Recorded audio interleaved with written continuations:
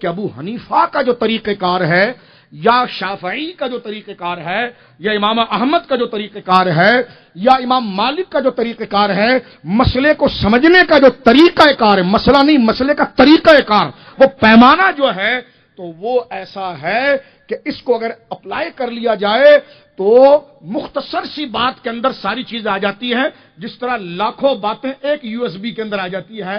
تو یہ بس یو ایس بی سمجھیے کہ اصول فقہ ایسا یو ایس بی ہے جس نے ہزاروں مدرسے اور مفتی کو اس میں جمع کر دیا۔ یہ چار جو ہے نا یہ ایسی یو ایس بی ہے کہ جس میں سارے صحابہ کے مذہب آ گئے، سارے تابعین کے مذہب آ گئے۔ اس کو میں یہ ایسا، اور امام اعظم ابو حنیفہ رحمہ اللہ کے سینے کو اللہ نے ایسا ہارڈ ڈسک بنایا تھا کہ قیامت تک جو مسئلے پیدا نہیں ہوئے۔ اب میں اس پر ایک بات کر کے امام اعظم کی ولایت کی طرف آ رہا ہوں۔ یہاں پر ہم یہ بحث کو اصول فقہ کی ختم کریں گے۔ میں اس سال تقریباً میں نے اپنے جامعہ کی بچیوں کو اور بچوں کو یہ کتاب پڑھائی، نور الانوار اصول شاشی، تو پھر میں نے کوشش یہ کیا کہ ان کو اس کے ساتھ ساتھ وہ ان بحثوں کو سمجھے تاکہ بنیاد کو سمجھ سکے اور بات کو لے کر آگے چلیں۔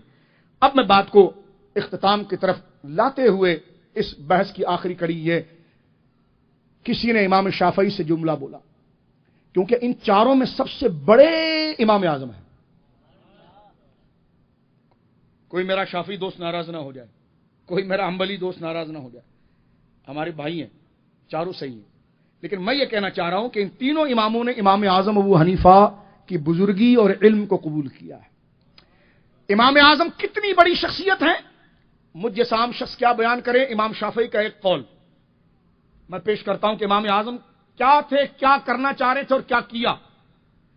کسی نے امام شافعی سے پوچھا، یہ جملہ ذرا توجہ سنیے گا، میری بہنیں، میری بیٹیاں جو اسکولوں میں پڑھتی ہیں، مدرسوں میں پڑھتی ہیں، مدرسوں میں پڑھتے میرے بچے جو یہاں موجود ہیں، میں آپ سے چاہتا ہوں کہ یہ ورثہ ہمارے بزرگوں کی طرف سے ہم آپ تک منتقل کرنا چاہتے ہیں، ذرا توجہ کیجیے اور اس کو ابھی آپ ذرا سمجھیے کہ جو بات میں آپ کے سامنے، امام شافعی سے کسی نے پوچھا امام ابو حنیفہ کو آپ نے کیسے پایا؟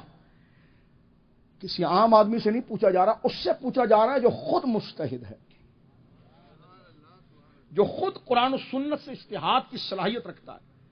اس سے پوچھا گیا کہ آپ کے علم میں اور ابو حنیفہ کے علم میں کیا درجہ ہے رضی اللہ عنہما۔ انہوں نے کہا بیٹا یوں سمجھو، ہم دوائی بیچنے والے ہیں، ابو حنیفہ دوائی بنانے والا ہے۔ آپ سمجھ گئے امام اعظم؟ ہم پنساری ہیں، ہم نے میڈیکل اسٹور لگایا ہے، پرچی اس کی آتی تو ہمیں پتا چلتا اچھا یہ دوائی یہاں پر اپلائی ہوتی ہے، تو ہم دوائی بیچتے ہیں لیکن تشخیص مسئلے کی ابو حنیفہ کرتا ہے۔ اب سمجھے امام اعظم کا مرتبہ، کتنی اونچی شخصیت ہیں، تو ان کا یوم نہ کریں تو کس کا یوم کریں؟ اب آ جائیے میرے دوستو بزرگوں، یہاں تک میں نے آپ کے سامنے مسئلہ تقلید کیا ہوتا ہے، فقہ کیا ہوتا ہے، اجتہاد کیا ہوتا ہے، مجتہد کیا ہوتا ہے۔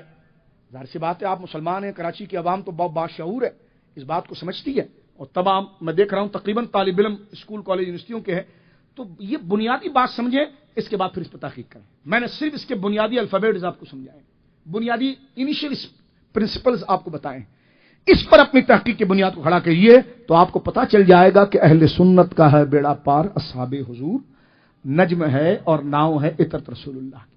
یا تو کوئی بندہ سمجھتا نہیں تو لڑ پڑتا ہے، تقلید حرام ہے، یا وہ تعصب کرتا ہے۔ میری تقریر سے وہ ناراض نہ ہو، میرا مقصد تھا صرف بات آپ تک پہنچانا، ایک حجت قائم کرنا کہ یہ ہے۔ اب آئیے امام اعظم کی ذاتی زندگی کی طرف، جن کا عرض کر رہے ہیں چند لفظوں میں۔ میں آج خاص ان کی ولایت پر ڈسکس کروں گا۔ امام اعظم نے اپنے آپ کو علم ظاہر میں چھپا کر رکھا، لیکن خدا کی قسم وہ علم روحانیت پہ اتنے بڑے ولی تھے کہ اپنے وقت کے غوث اعظم تھے وہ۔ اس لیے آج ہم نے یوم کے ساتھ عرس کا لفظ لکھا۔ توجہ ہے آپ کی، میری طرف غور کیجئے گا، آپ میری طرف دیکھیے گا۔ امام اعظم ابو حنیفہ سن 80 ہجری میں پیدا ہوئے۔